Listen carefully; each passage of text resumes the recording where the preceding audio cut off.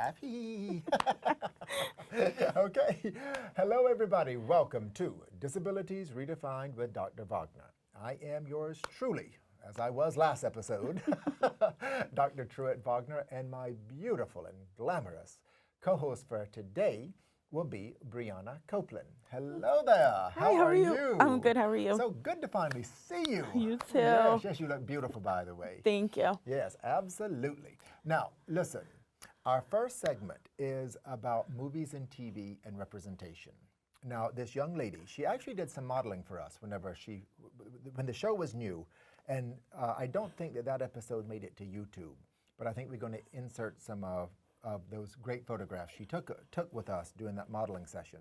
But she actually was also my inspiration for my first children's book. And I've ordered one for your niece, by the way. I know you asked for one. It's not here yet, but it's coming. And I can't wait for your niece to get it, and I can't wait for you to get it as well. Oh, thank you. Now, you were an athlete too, right? Because the children's book is about a swimmer, a paraplegic swimmer. Now, you were in college, was it? Yes, college. College, yeah. And basketball. Yes, okay, it was absolutely. basketball. And we're going to talk about that in a little bit. But let's go right into our first segment. Natalia Marashnikka, she makes a very, very good point about representation in film and TV and the disabled population. So let's take a look at this and we will be right back. You know, honestly, I don't feel like prohibiting anything will ever work the right way. So let's say tomorrow all the movies with people with disabilities will show me in a positive light. I'll always be a superhero. I don't want to be a superhero. Right. Because sometimes, let's say on subway or on the street, I'll meet people and they will be, oh, I'm so inspired by you. And I quite don't understand, especially if they meet me in the morning and like we have a short chat and I tell them I work. They get very surprised. They ask me if I really work, and they tell me they're very inspired. I don't understand why they are inspired. So if we get this super positive, overly positive representation of people with disabilities, it's still not real representation of people with disabilities. Now say it. Now you're young, okay, and I said this to Alexandra Wang. She's a blogger, and she is what are you all called? An influencer, social influence? Influencer. Yeah, influencer. Okay, she's an influencer, and she did a piece on memes. Am I saying it right? Memes, yeah. Memes. During the segment, I kept saying memes. I don't know why. My brother said Yeah. Well, I didn't, listen, I don't really follow all that, but she brought up some good points. So the first meme is of Schlitzie. Yeah, Schlitzie was a man with microcephaly. He was a freak show performer in Bailey and Barnum's show. He was really famous at the time. And do you know what year this was, or what decade this was? This was like around like the early 1920s, like all the way up to like the 60s. Wow. And he was really popular, and he like really enjoyed doing the shows. Like, unfortunately, like because of his disability, he was often laughed at, so he was also referred to as like the pinhead because his head was much smaller than everyone else's. The other one is of the character from Harry Potter named Draco Malfoy. Since he has like light hair and light skin, a lot of people have been using his photo for this meme on albinism, even though there is like really no evidence that he has it. And this is harmful because he is an unlikable character. And there are a lot of harmful memes on albinism already because there is a lack of awareness. Right. Okay, what is the other one you have here? Now, this is one that you had to educate me on because you're young, okay? Yeah. Now, what is this one? Impin' Ain't Easy. Now, who is this actor and what is this show? So this meme is of Tyrion Lannister from Game of Thrones. He is a person with dwarfism. He's portrayed by Peter Dinklage, who also has dwarfism. Yeah, so Tyrion Lannister has actually a very positive role on Game of Thrones because he is known to be wise. Like, he is usually the advisor. And he's seen as a person of the society. Like, he's really sympathetic to, because it's known that people did not accept him for having dwarfism, such as his father. Mm-hmm. You mean on the show? This is his fictitious character? Yes. Within the storyline? Yes. Yes, okay.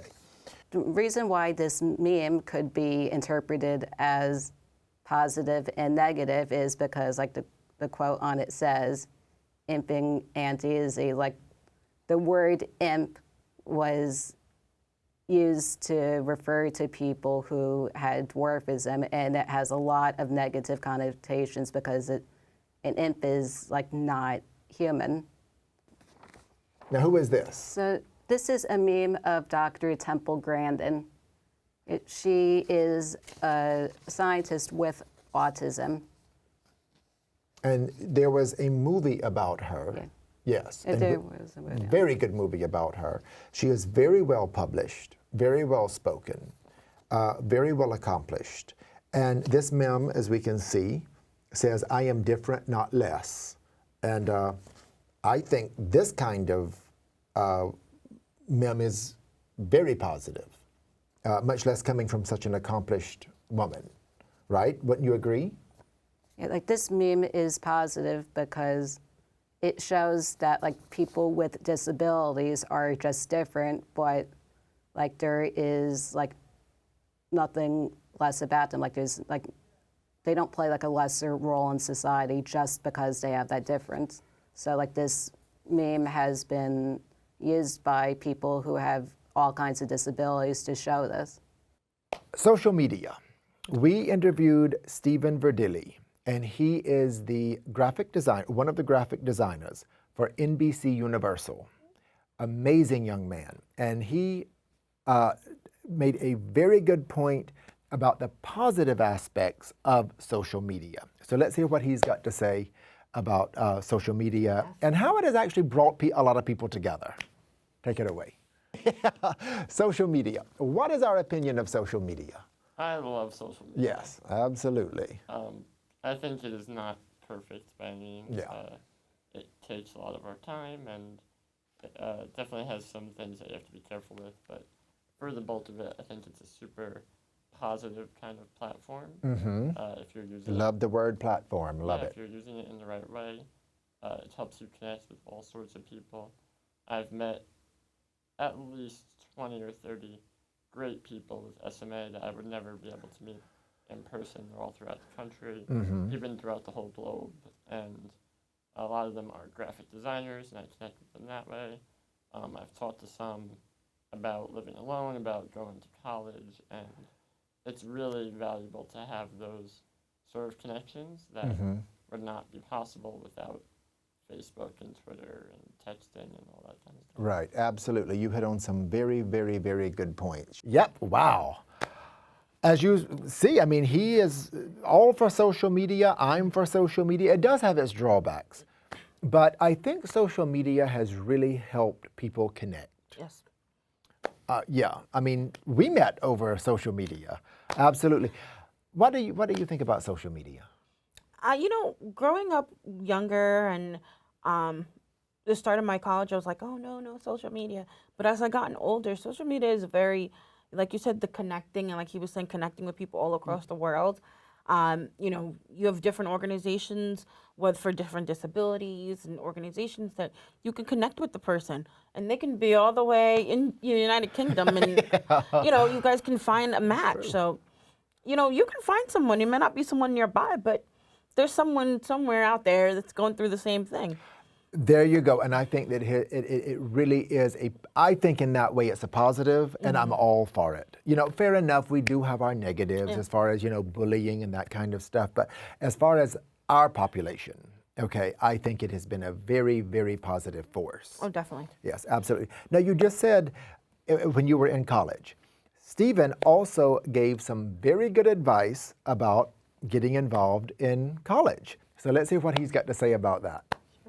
High school students who really want to embark on a college career, Now we're talking about able, disabled, any of the above. What advice do you have?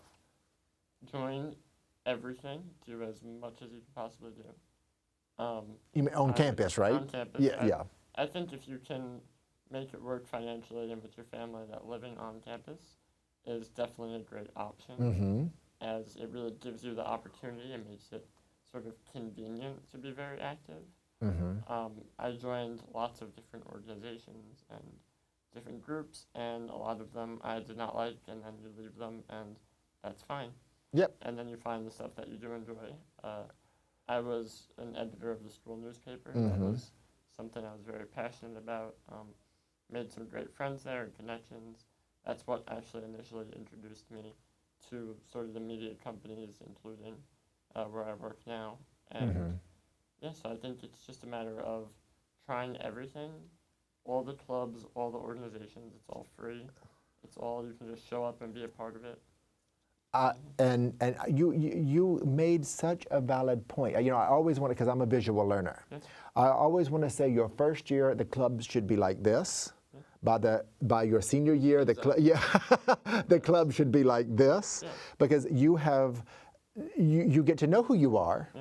And then you go and you focus in on what you really enjoy doing, and then you take that little morsel and take it into a career, and then you'll be just fine.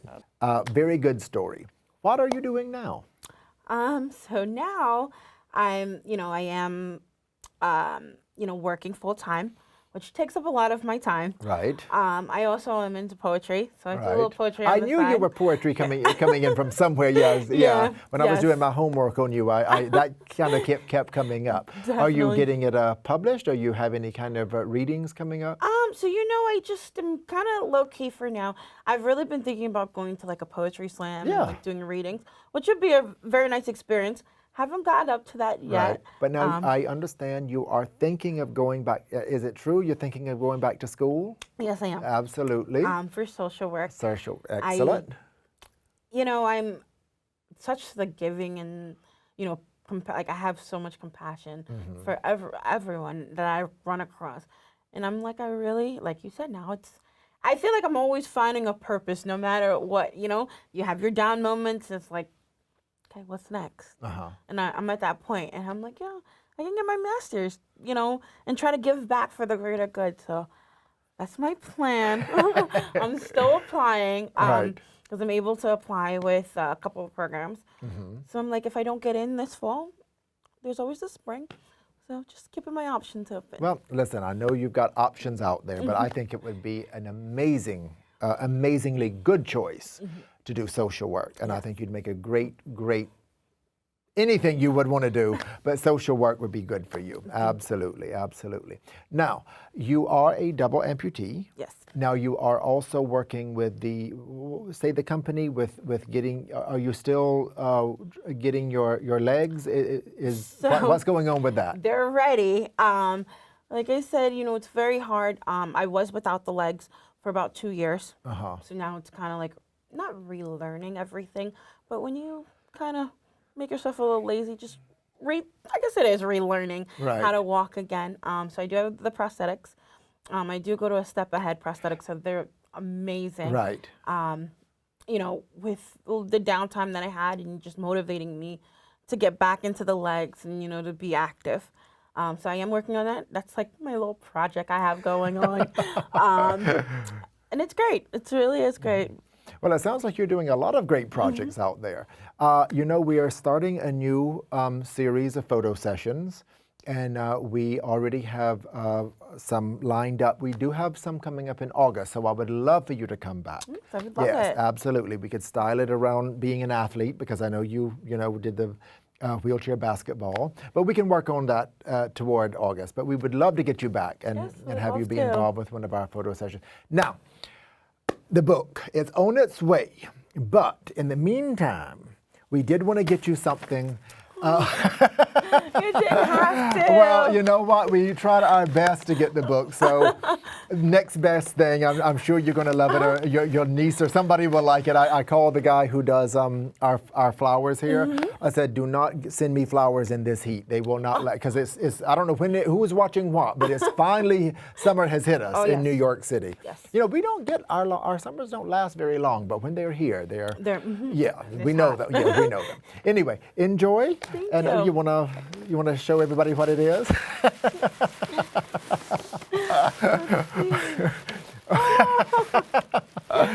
Yes, I thought it was adorable. Yes, Absolutely. so adorable. I have so many teddy bears at home. You know, I had you pegged for a stuffed animal. Yeah, Yes, a stuffed so animal kind of many. girl. Yeah. Anyway, listen, it has been a pleasure having you on Thank the show. you. Come back in August. We'll put it together. Yes, And yes. in the meantime, have a great, great summer. Thank you so you. much. It Thank has been you great. too.